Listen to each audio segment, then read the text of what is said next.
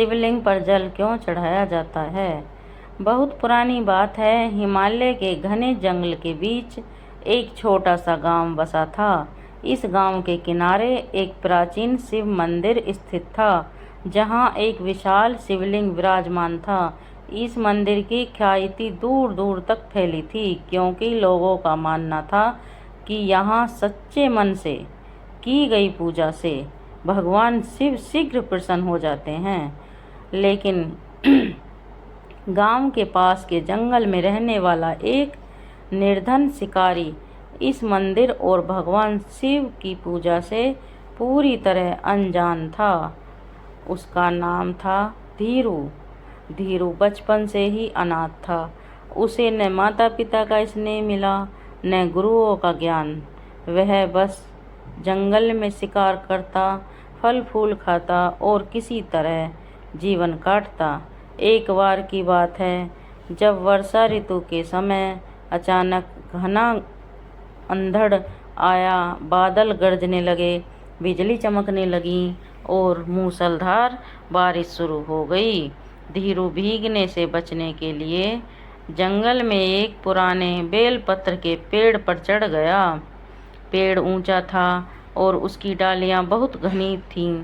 धीरू को यह नहीं पता था कि इस बेलपत्र के पेड़ के नीचे ही एक प्राचीन शिवलिंग था, जिस पर वर्षों से कोई पूजा नहीं हुई थी। वर्षा रुकने का नाम नहीं ले रही थी। धीरू को रात उसी पेड़ पर बितानी पड़ी। रात भर जागने के लिए उसने डाली से पत्ते तोड़ तोड़ कर नीचे गिराना शुरू कर दिया। ये पत्ते अनजाने में शिवलिंग पर गिरते गए। उसके भीगे हाथों से जल की बूंदें भी गिरती रहीं। रात भर बेलपत्र, जल और भक्ति का वह संयोग बनता रहा, जिसका धीरू को ज्ञान भी नहीं था। उसी समय स्वर्गलोक में भगवान शिव ने माता पार्वती से मुस्कुराते हुए कहा, देखो पार्वती, इस अज्ञानी शिकारी ने अनजाने में मुझ पर इतनी उत्तम पूजा कर दी, जितनी बड़े बड़े ऋषि मुनि भी नहीं कर पाते। इसका हृदय निष्कलंक है। इसे संसार के छल कपट का ज्ञान नहीं है। इस भोले जीव ने बिना जाने ही अपने पवित्र स्पर्श जल और बेलपत्र से मुझे प्रसन्न कर दिया है।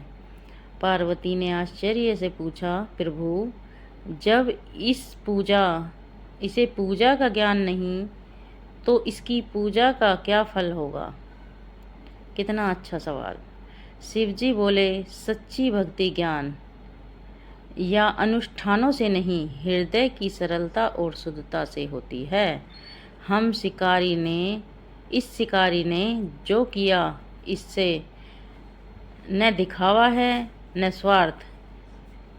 मैं इसे विशेष वरदान दूंगा।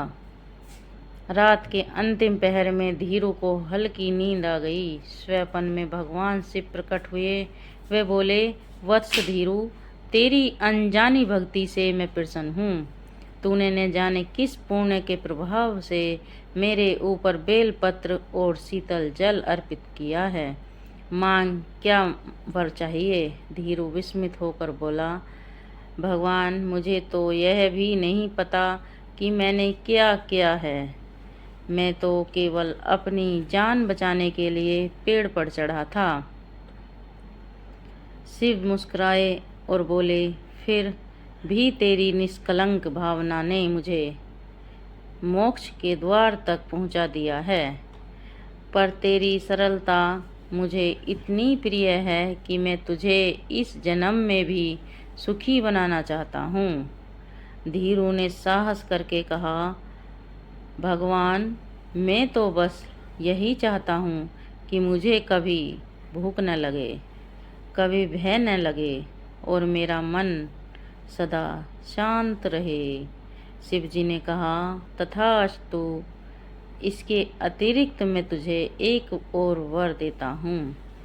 इस गांव के सभी लोग तुझसे सीखेंगे कि पूजा केवल मंत्रों और विधियों से नहीं होती, बल्कि पवित्र हृदय और सरल मन से होती है। पवित्र मन और सरल मन से होती है। स्वैपन समाप्त हुआ। सुबह धीरू की आंखें खुली तो उसे असीम शांति का अनुभव हुआ। उसका मन इतना हल्का था कि जैसे वह आकाश में उड़ रहा हो। उसने देखा कि झोंपड़ी के सामने गांव के कई लोग खड़े थे। वे कह रहे थे, हे धीरू, हम रात भर तुम्हारे चारों ओर अद्भुत प्रकाश और खुशबू देख रहे थे। मंदिर के पुजारी ने भी सपना देखा कि भगवान शिव तुमसे प्रसन्न हैं। कृपा कर हमें बताओ क्या हुआ है। धीरू ने अपनी पूरी घटना सुना दी। सब लोग आश्चर्यचकित रह गए। तभी मंदिर के पुजारी ने आगे बढ़कर कहा, यह शिव का संकेत है कि हम लोग केवल बाहरी पूजा में लगे रहते हैं, पर असली भक्ति को भूल गए। आज से हम सब रोज शिवलिंग पर जल चढ़ाएंगे ताकि हमारा अहंकार, लोभ, क्रोध और पाप भी उस जल के साथ धुल जाए। गांव के लोग शिव मंदिर में इकट्ठा हुए।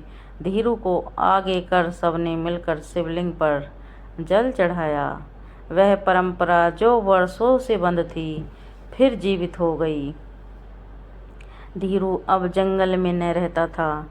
गांव वालों ने उसे सम्मान के साथ अपने बीच जगह दी। वह सबको सिखाता कि असली भक्ति हृदय की सरलता है, कोई बड़ा दिखावा या कठिन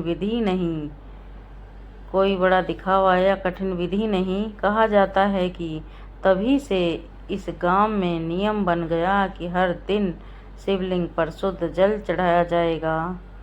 धीरे धीरे यह परंपरा पूरे देश में फैल गई। सभी जानने लगे कि शिवलिंग पर जल चढ़ाने से न केवल हमारे पाप धुलते हैं, बल्कि यह हमारे मन, हृदय और आत्मा को भी शुद्ध करता है।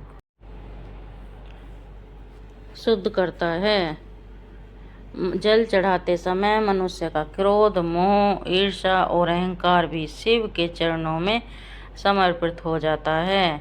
जैसे ठंडा जल विष के प्रभाव को शांत करता है, वैसे ही शिवलिंग पर जल चढ़ाने से हमारे भीतर के विष भी समाप्त हो जाते हैं।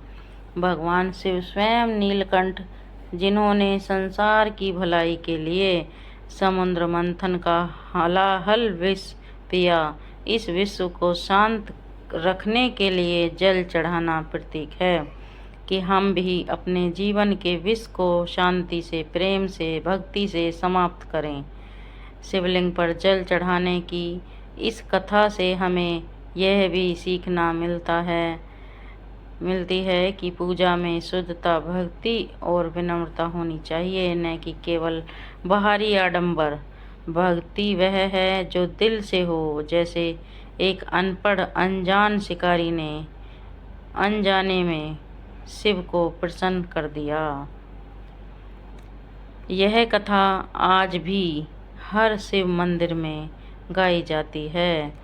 जब भक्तगण सुबह सुबह शिवलिंग पर जल चढ़ाते हैं तो उन्हें यह स्मरण होता है कि चाहे हम ज्ञानी हों या अज्ञानी, धनी हों या निर्धन, यदि मन निर्मल है तो हमारी भक्ति भगवान तक अवश्य पहुंचती है।